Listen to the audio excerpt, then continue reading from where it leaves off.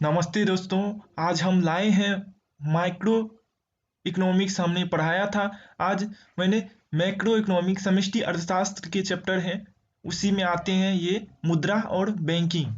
तो मुद्रा और बैंकिंग बहुत ही मोस्ट इम्पोर्टेंट चैप्टर है, तो आप समझ लीजिए। चलिए शुरू करते हैं। मुद्रा चैप्टर में मोस्ट इम्पोर्टेंट क्वेश्चन सब है, अति लघु क्वेश्चन है।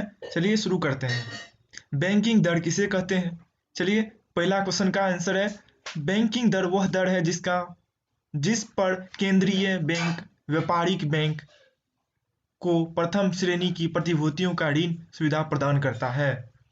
तो बैंक दर वो होता है जो केंद्रीय बैंक सेंट्रल बैंक कौन है? Reserve bank of India. और व्यापारिक बैंक कौन आते हैं? जितने भी बैंक है, जो भी बैंक है, bank of India, state bank of India, central bank, जितने भी हैं वो व्यापारिक बैंक में आ जाते हैं।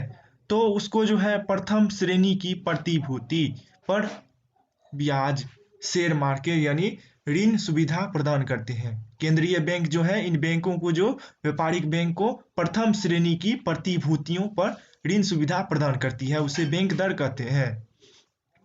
और आपके मन में एक डाउट होता होगा, सेंट्रल बैंक जो है ये व्यापारिक बैंक है कि नहीं? तो नहीं, सेंट्रल बैंक एक व्यापारिक बैंक है। उसका नाम ही है central bank of India dash. Bharat में केंद्रीय बैंक का नाम क्या है और उनका मुख्यालय कहाँ स्थित है? तो मैंने अभी बताया आपको, भारतीय रिजर्व बैंक जो है केंद्रीय बैंक है, इसका मुख्यालय का नाम जो है मुंबई है। तो तीसरा क्वेश्चन चलते हैं। जो भारतीय रिजर्व बैंक के दो कोई कार्य लिखे, तो आप आराम से बना सकते हैं। भारतीय रिजर्व बैंक का जो है नोटों का निर्गमन करता है और बैंकों का बैंक है, मतलब सबसे बड़ा बैंक वही चलाता है सभी बैंक को, व्यापारिक बैंक को सब भार रहता है रिजर्व बैंक को। तो रिजर्व बैंक ही सारा कार्यभार निभाते हैं, नोटों का निर्गमन करते हैं। तीसरा क्वेश्चन है भारतीय रिजर्व बैंक द्वारा साख नियंत्रण के दो उपाय लिखिए। साख नियंत्रण का दो उपाय, तो बैंक दर के पहला है बैंक दर, दूसरा है खुले बाजार की क्रिया। जो जो इम्पोर्टेंट है मैं आपको बता दूंगा, सिर्फ आपको अभी सुनना है, देखना है।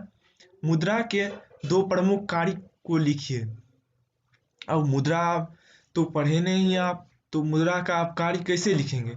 तो इसका दो कार्य होते हैं, विनिमय का माध्यम और मूल्य का मापक। तो मुद्रा जो होते हैं, जो आप उसका विनिमय का हम जब क्लास डिस्कस करेंगे तब ये आपको हम थ्योरी में आपको बता देंगे सारी चीज। तब तक के लिए दोहरे संयोग की आवश्यकता क्या अर्थ है? वस्तु विनिमय प्रणाली में, अब कहिएगा आप वस्तु विनिमय प्रणाली क्या होती है?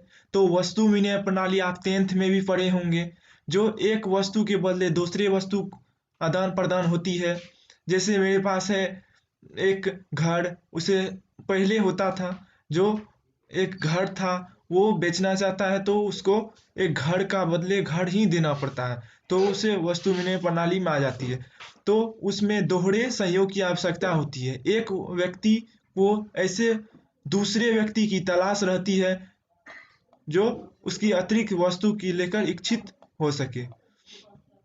अब ये है जो उन वो व्यक्ति की तलाश रहती है जो उनकी वस्तु को खरीद सके। वस्तु दोहरे संयोग प्रणाली की आवश्यकता क्या है?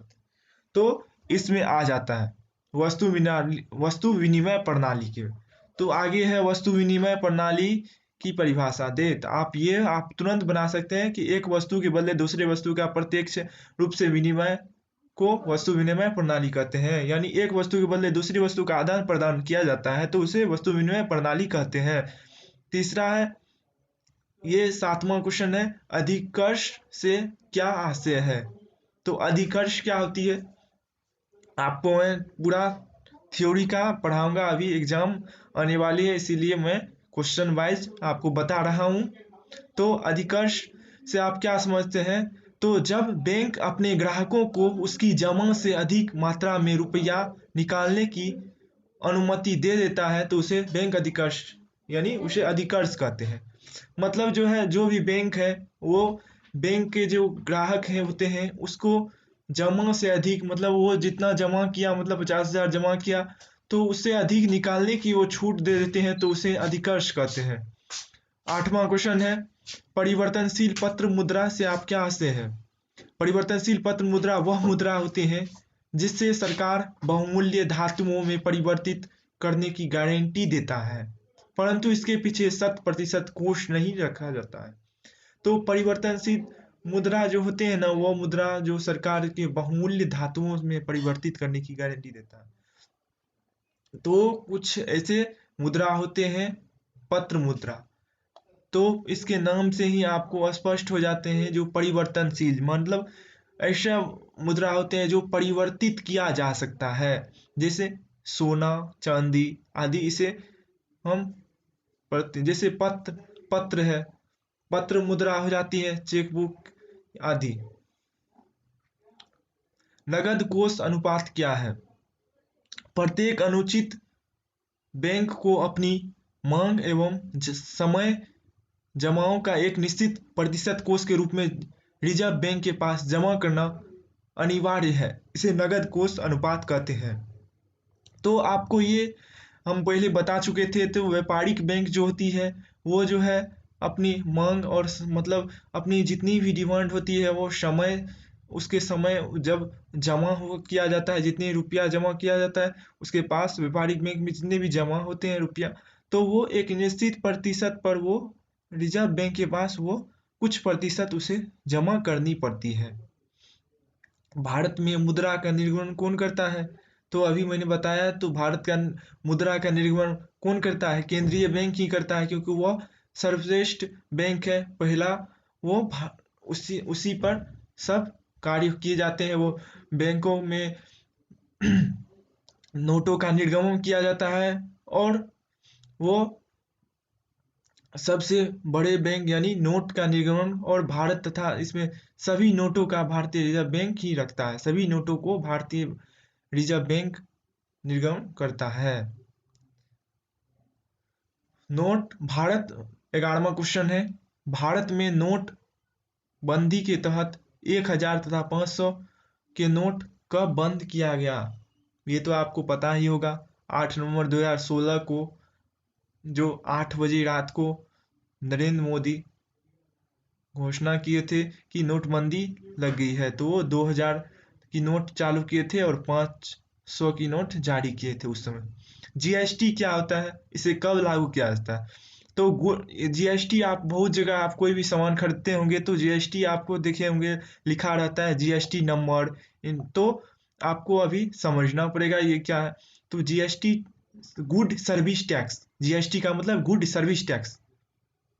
इसको 1 जुलाई 2017 को पूरे देश में लागू किया गया। इसके लागू करने के कारण विभिन्न प्रकार के करों का छुटकारा मिलता है। तो पहले क्या था, एक विभिन्न प्रकार के कर थे वो एक साथ लिए जाते हैं, लेकिन जीएसटी जब से लगा है टोटल कर को एक साथ मर्ज करके और कम हुआ है। इससे टैक्स में भी कम देना पड़ता है। पहले के मुताबिक बहुत ज़्यादा टैक्स भरना पड़ता था, अब जीएसटी जिस दिन से लगा है उस दिन से कम टैक्स देना चुकाना पड़ता है।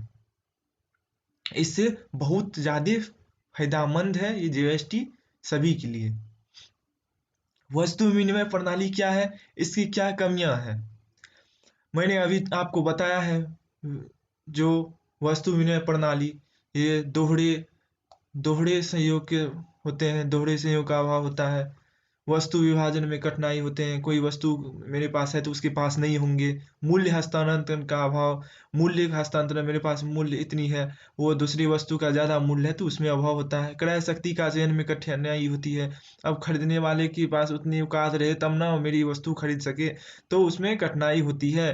सामान्य मूल्य मापक का अभाव, अब मेरे पास घड़ी है और उसके पास एक कार है, तो वो उसमें मूल्य का मापक अभाव होता है, क्योंकि एक इसी वस्तु के पास ज़्यादा कीमत वाली वस्तु होती है और एक के पास कम होती है, तो उसमें बहुत सारी कठिनाइयाँ उत्पन्न होती है। भावी भुगतान का अभाव, वो तुरंत भुगतान नहीं कर सकते हैं। तो मैंने आपको बताया हूँ। चलिए नेक्स्ट वीडियो में मैं आगे बताऊंगा। इसके लिए धन्यवाद। चैनल को सब्सक्राइब करें और बेल आइकन को प्रेस करें।